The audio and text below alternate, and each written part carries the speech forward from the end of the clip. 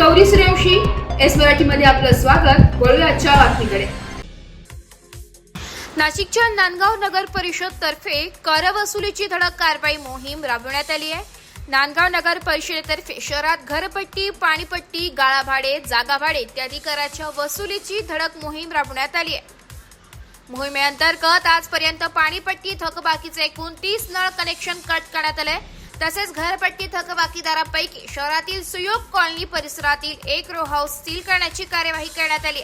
चालू आर्थिक वर्षात वसुलीचे उद्दिष्ट हे 100% असून त्यासाठी 5 वेगवेगळी वसुली पथके तयार करण्यात आली आहे। या पथकामार्फत आतापर्यंत जवळपास 43% वसुली करण्यात आली आहे व थकबाकीदारांना अंतिम नोटीस बजावण्यात येते। नगर परिषदेचा कर न भरल्यास वसुली पथकामार्फत नळ कनेक्शन कट करणे, थकबाकीदारांची नावांना जाहीर प्रसिद्धी देणे, घरासमोर ढोल ताशांचा गजर करणे व अंतिमतः मालमत्ता जप्त करणे अशा स्वरूपाची कारवाई करण्यात येते। कर न भरल्यास दरमहा 2% दराने शास्ती देखील लावण्यात येते। जोपर्यंत कर वसुलीचे उद्दिष्ट साध्य होत नाही तोपर्यंत अशा प्रकारची कार्यवाही चालूच राहील, अशी प्रतिक्रिया प्रशासक तथा मुख्य अधिकारी श्री श्यामकांत जाधव यांनी दिली आहे।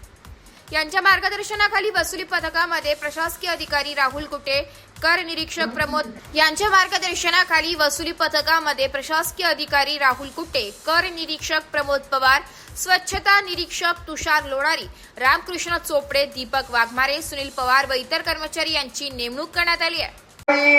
अन्यथा वसुली पथकामार्फत नळ कनेक्शन कट करणे, थकबाकीदारांची नावे प्रसिद्धी करणे, घरासमोर ढोल ताशांचा गजर करणे व अंतिमतः मालमत्ता जप्त करणे अशा स्वरूपाची कार्यवाही करण्यात येणार आहे।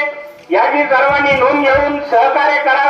एस मराठी न्यूज साठी जिल्हा प्रतिनिधी विजय बडोदे, नांदगाव। अशाच नवीन ताज्या घडामोडी जाणून घेण्यासाठी आमच्या एस मराठी न्यूज चॅनलला लाईक करा, शेअर करा, सबस्क्राईब करा आणि बेल आयकॉनला क्लिक करायला विसरू नका।